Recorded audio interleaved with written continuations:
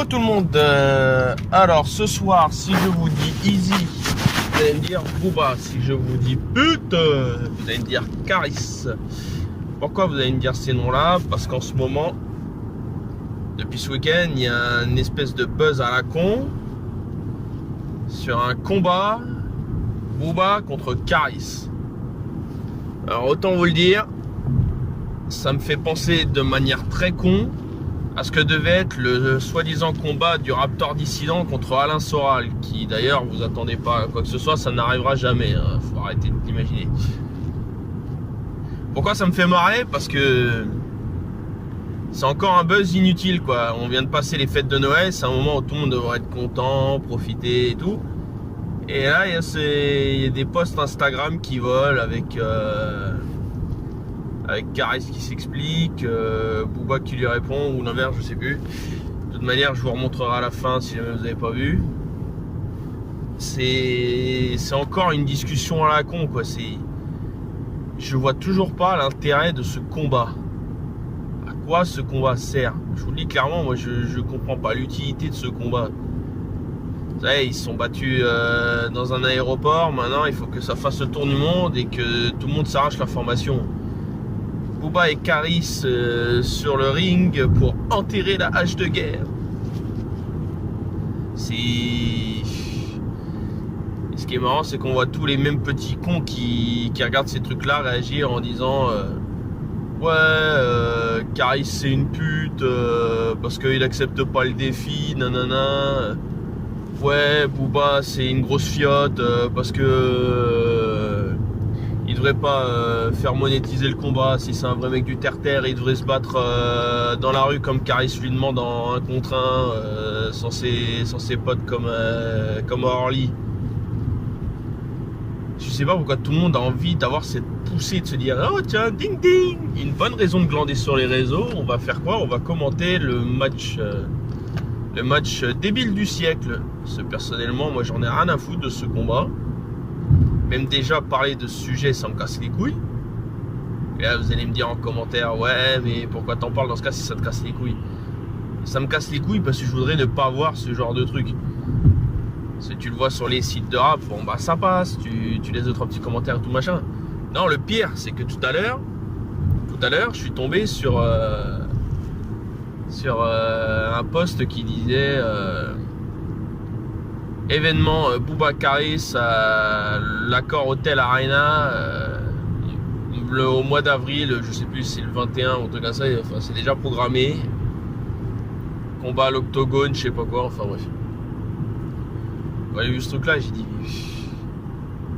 ça sert à rien. Le pire c'est qu'ils se balancent des pics via des messages Instagram. Ça se demandait lequel se joue de l'autre ou est-ce que les deux nous prennent pour des cons. Ça m'emmerde parce que bon, je le dis, je le répète assez souvent dans mes podcasts rap qui sont pas nombreux, mais je le dis assez. Personnellement, Booba, ça a arrêté d'être ma cam à une certaine époque, mais bon, là, je parle sur le terrain musical. Caris, c'est un mec, même après sa séparation avec Booba, c'est un mec que j'ai continué à écouter parce que ça continue à me parler personnellement. Mais bon, en venir à vanter le plaisir et le mérite d'un combat. Bon, après il y a une question d'honneur, ça vous allez dire ouais, c'est une question d'honneur, on va dire, et là je pense qu'il va y avoir des coms qui vont se foutre de ma gueule ou des hashtags on s'en fout après ça, on dirait il y en a un c'est Mayweather et l'autre c'est McGregor. Il y en a un ça va être c'était qui Badrari contre Carteron à l'époque, combat qui s'est jamais fait. Ça va être quoi ça? Enfin vous avez compris où je voulais en venir, c'est qu'on va essayer de nous vendre ça en disant what délire. Personnellement moi je vous le dis, c'est un somnifère cette histoire. Je vous jure, je vois clairement pas l'intérêt de ce truc. Mais alors il faut que les gens créent le buzz, que les internautes creusent dans ce sujet complètement débile. Mais oui, parce que évidemment c'est le meilleur moyen d'attirer la haine à l'extérieur, que des mecs se tapent à cause de ça. C'est vrai Le duty free c'est vachement bien remis de la casse pendant le 1er août. Hein. Mais bon, je dis ça, je dis rien. Hein. C'est clair que le gamin qui bossait à l'époque dans la boutique Uncut qui s'est fait défoncer par Ruff et ses potes, c'est clair qu'il pète la forme aujourd'hui en disant ouais, trop bien. Enfin, moi je dis ça, je dis rien. Maintenant, c'est pas moi qui. Je vais pas être le juge, je vais pas être votre père. Moi je vous dis juste ma façon de penser. Et moi ma façon de penser, elle dit si vous arrivez à suivre ça, bah tant mieux pour vous, mais moi personnellement j'ai pas envie de le dire, ça me casse les couilles, ça ne m'intéresse pas. Donc franchement, arrêtez de donner de la force pour ce genre de stupidité. Parce que clairement ça n'a aucune putain d'utilité. Moi j'appelle ça un buzz pour créer un buzz. Les mecs qui vendent des albums, les mecs qui font des disques d'or, des platines, qu'est-ce que vous avez le temps de vous casser le cul à faire les malins pour faire du buzz? Je vois pas l'intérêt. C'est quoi, vous voulez revoir un autre combat d'Amsès contre Booba avec un coup de ceinture sur le crâne? Moi je vois pas comment vous trouvez ça marrant. C'est le pire, c'est qu'après les jeunes s'inspirent de ce genre de choses et prennent ça à la rigolade. Et qu'est-ce qu'ils vont faire? Ils vont se battre dans la rue. Et on va dire, ah ouais, on a vu ça sur internet, comment ils font pour se défendre, pour battre leur honneur. Bah non, on tape sur les autres, quoi. C'est le but du jeu. Arrêtez de cautionner la violence. La violence n'est pas une fin en soi. C'est clair, non? Arrêtez de cautionner la violence. Je veux un monde en paix, c'est trop demandé. Moi, je vois pas l'intérêt de sortir et d'aller partout en s'attendant à ce que ça nous arrive, même si on sait que on a 99% de chances que ça n'arrive pas. Il y a toujours ce petit pourcentage qui arrive au moment où on s'y attend pas et ça peut arriver.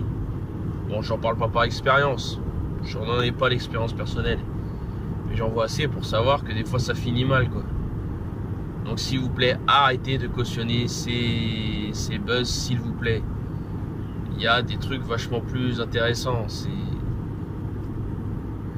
Cautionner ça, c'est comme cautionner les casses faites par les gilets jaunes. C'est cautionner.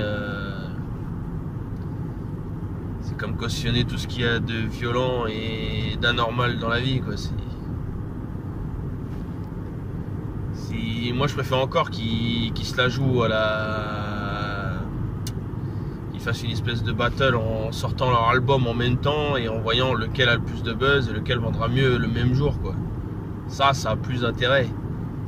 Et puis pour citer beaucoup de sites, et puis les protagonistes eux-mêmes, ce sont des pères de famille. Et là je leur dis un message, autant Booba et Caris, vous êtes des pères de famille, bordel. Vous croyez quoi, un jour vos enfants ils seront intelligents, ils sauront taper Booba, Caris, et ils trouveront des infos comme ça. Qu'est-ce qu'ils vont dire vos enfants? Ils vont dire waouh, bravo, vous êtes intelligent. Donc papa, si je veux m'en sortir dans la vie, il faut que je casse la gueule de tout le monde, c'est ça la leçon du jour. Putain, moi je sais pas, moi personnellement j'ai été élevé dans l'idée de pouvoir se défendre, pas provoquer des bagarres et provoquer des casses bêtement. On peut pouvoir se défendre, ou justement essayer d'éviter que ce genre de choses arrivent. Là c'est inciter les gens à le faire pour le faire parce que c'est un buzz et que ça fait plaisir. Et moi je vous le dis en toute franchise, ne comptez pas sur moi pour cautionner ça, ni aujourd'hui, ni demain, ni jamais, et je le cautionnais déjà pas hier, donc hein, vous le prenez tous dans le cul. Bon, sur ce, merci à ceux qui auront suivi ce podcast rap que j'aurais préféré éviter, mais malheureusement, n'ayant pas encore prévu d'autres podcasts rap sur des albums, c'est le seul que j'avais sur le moment. Sur ce, n'hésitez pas à lâcher un pouce bleu si vous validez ce podcast, un pouce bas si vous ne validez pas ce podcast, un hashtag on s'en fout comme toujours si vous en battez les couilles. Pour l'instant j'en ai pas vu, mais n'hésitez pas, ça sert toujours. Comme ça au moins je sais où est mon niveau ou pas de travail et de recherche sur les sujets que je balance. N'hésitez pas à dire en commentaire ce que vous en pensez, si vous validez ce combat, si vous validez pas, si vous n'avez rien à branler comme moi. Si vous avez des partis pris, ceux qui sont pour Booba, bah, vous pouvez lâcher votre soutien à Booba, hein, et la page s'appelle on s'en fout de ça officiel, donc on s'en fout de ça, c'est-à-dire on peut mettre tout ce qu'on veut comme on veut, c'est la libre expression. Maintenant, vous attendez pas à ce que je valide des commentaires parce que vous m'avez marqué Booba il va niquer Caris ou Caris il va niquer Booba. Personnellement, je vais vous faire ouais, délire, on bat les couilles. Donc voilà, n'hésitez pas à vous exprimer quand même, on est dans un pays libre. Sur ce, prochain podcast rap, ça dépendra des albums que je vais écouter. Normalement, si j'arrive enfin à bien m'organiser, il devrait y avoir en prochain podcast l'album de Rof Surnaturel et La Fosse au Lion de Kalash Criminel, parce que j'ai mis un peu de temps à voir le travail fait via son indépendance avec son nouveau label Sale Sonorité Record. Et la plupart des sons sont pas mal, donc je pense que je vais m'intéresser à mort à cet album qui succède à Oyoki et RAS. Donc voilà, sur ce, bonne soirée à ceux qui suivent ce podcast et on se retrouve très vite. Bonne soirée et chouka!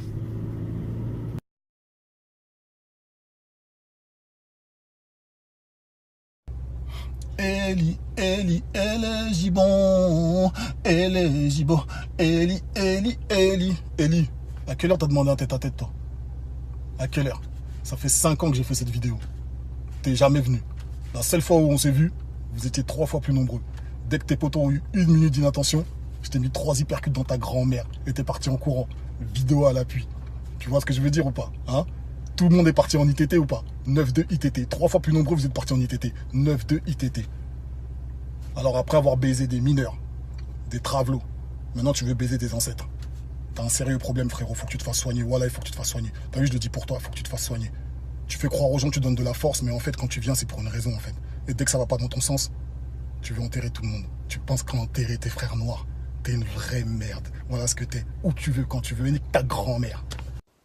Ok Armand, tu proposes un octogone sans règles? C'est quand tu veux frère. Mais t'as parlé, moi j'ai parlé, j'assume. On attend la date, l'heure, le jour, part d'arbitre, octogone, et je vais te baiser tes morts et leur cercueil, sale fils de chien. Bon, comme t'as décidé de parler de moi en ce moment, écoutez bien ce que je vais dire. J'accepte. Je suis chaud. T'as accepté mes règles, alors ça va être avec mes règles. Normalement, mes règles, c'est qu'il n'y a pas de règles. Mais on va faire MMA. Avec ou sans arbitre, je sais pas encore. Tous les coups seront permis. Arrête de parler de mes proches. Mes proches, ils sont venus me voir au tribunal parce qu'ils me soutiennent et parce que j'ai une famille. Toi, t'étais seul. T'étais en train de crier, je suis célibataire, pendant que l'autre, elle ouvrait une bouteille de vin avec Joseph. On sait que t'es pas célibataire, t'es maqué, arrête tes mythos. La seule chose que j'ai vue au tribunal, moi, c'est Gâteau qui est en train de pleurer à la juge. Je veux un téléphone, call ma mom, call ma mom. Une derche, il a planté. C'est la seule chose que j'ai vue. T'as compris ou pas? J'accepte. 9-2 ITT. Voilà ce que vous êtes. 9-2 ITT. En complémentaire santé, la plupart des gens sont assurés et il y a une échéance importante au 1er janvier. Donc ça nous permettait de capter les renouvellements de contrats. L'offre est basée sur le positionnement et la promesse de MMA zéro tracas, zéro blabla, adapté à la santé. Zéro tracas.